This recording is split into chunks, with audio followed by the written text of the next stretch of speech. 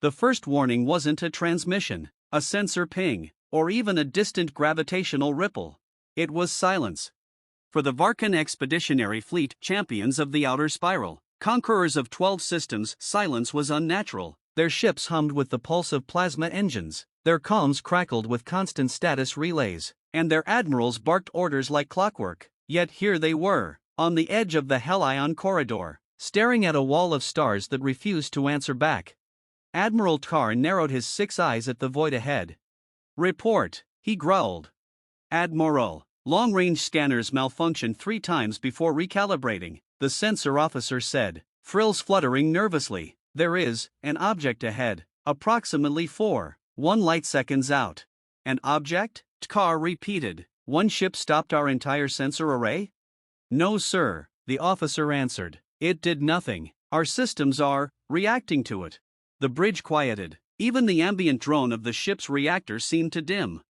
Tkar turned to strategist Vela, who stood rigidly, tapping her claws together. "No heat signatures," she said. "No drive wake, no comm emissions. It's just there, like a shadow. A shadow big enough to scramble the readings of an entire battle fleet." That alone made Tkar uneasy. "Display it," he ordered. A holographic projection flickered to life, then glitched, dissolved into static, and finally resolved into a dark silhouette so massive it blotted out the stars. Every warrior on the bridge inhaled sharply. The ship was unlike anything in the Varkuun databanks. Smooth hull plates layered like armored continents, gigantic structures resembling spinal ridges running the ship's length, and at the center, glowing faintly, an array of hexagonal modules forming a ring too perfect to be natural, too enormous to be conventional.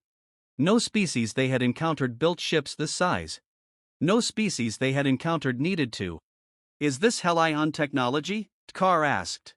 Strategist Vela shook her head. "Helion ships favor crystalline exteriors. This is metallic, dense, too dense." She tapped at her console. "The mass estimate is..." "Admiral, our system rejected the number 3 times. It said the hull density is impossible." "Impossible?" he echoed. The sensor officer swallowed hard. "Sir, whatever that thing is, it's made of materials we've never seen." Tkar exhaled slowly. "Send a probe." The fleet launched a scout drone, a compact vessel capable of pulling data from a collapsing star. It made it exactly 0.3 seconds. A pulse of blue light washed across the void. No explosion, no impact. The probe simply stopped, dead in space, systems frozen mid-operation.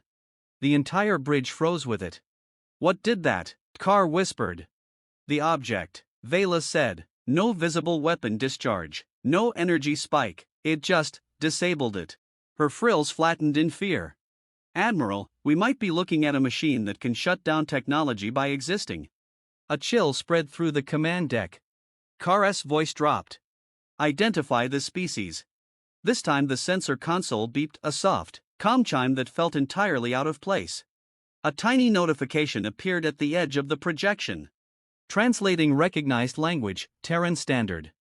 Vela's jaw dropped. "Terran, as in?" "Yes," Tkar said, voice hardening. "Humans." The word hit the bridge like a shockwave. The Varkuun had never fought humans, they had never seen a human, but they had heard the stories, whispers drifting through conquered systems, tales told by refugees who spoke of a species from the far side of the galaxy that had once isolated themselves and then vanished. Some said they were diplomats. Some said they were monsters. Some said they were ghosts. "Admiral," the comms officer whispered, "we're receiving a message." "Play it." A voice, calm, perfectly clear, and spoken in the tone of someone who was not remotely afraid, filled the bridge. "This is the human vessel Astraeus, unidentified fleet. You have entered Terran-protected space. Please state your intentions." Tkar felt his frills stand on end. The Astraeus, the name meant nothing. But the voice? It carried a confidence only a species utterly certain of its superiority would dare use. "Respond," he ordered. "Announce our fleet and intentions." Vela nodded and transmitted the standard diplomatic phrase. Moments later, the human voice answered. "A Varkuun expeditionary force. Records indicate your people have initiated 32 hostile expansions in the last 7 cycles. That explains the weapons primed on your hulls." The aliens stared in mute disbelief. The humans had scanned them through every defensive countermeasure without even trying. Your presence here threatens a neutral zone, the voice continued. We request that you turn back. Tkar bristled. Request? You request it? His pride roared inside him. The Varkuun were conquerors. No one told them what to do. No human ship, no matter how large, would make them retreat. He rose to his full height. Arm plasma cannons, he commanded. Admiral, Vela said sharply. Do it. Weapons powered up across the fleet, hundreds of cannons charging, missile ports opening, targeting arrays locking onto the gigantic shadow ahead. But the Astraeus didn't react. It didn't even move. It simply spoke again. Varkuun fleet, we recommend you reconsider. The tone hadn't changed. Calm, polite, dangerously certain. We do not wish to escalate. Tkar snarled. Target the ship, fire. The fleet unleashed its barrage. Or tried to. The instant the firing sequence initiated, a silver ripple spread across space, originating from the Astraeus and expanding like a silent wave. Every Varkuun weapon system flickered, the cannons powered down, the missile bays sealed, even the targeting lenses dimmed. What is this? The weapons officer cried. Admiral, our systems are offline, Vela shouted. They disabled our entire fleet with one pulse. Panic rippled through the bridge. Tkar stood frozen, staring at the immovable titan before them. Then, for the first time, it moved. Not with thrusters, not with rockets. The Astraeus glided forward, effortlessly, like a predator drifting through water, its massive hull lit with faint blue lines, patterns rotating, shifting, forming symbols the Varkuun could not decipher. Only one thing was clear. This was not a warship. It was something far beyond that. A command cruiser? A sovereign-class guardian? Or a relic from a species so far ahead that calling them advanced felt insulting.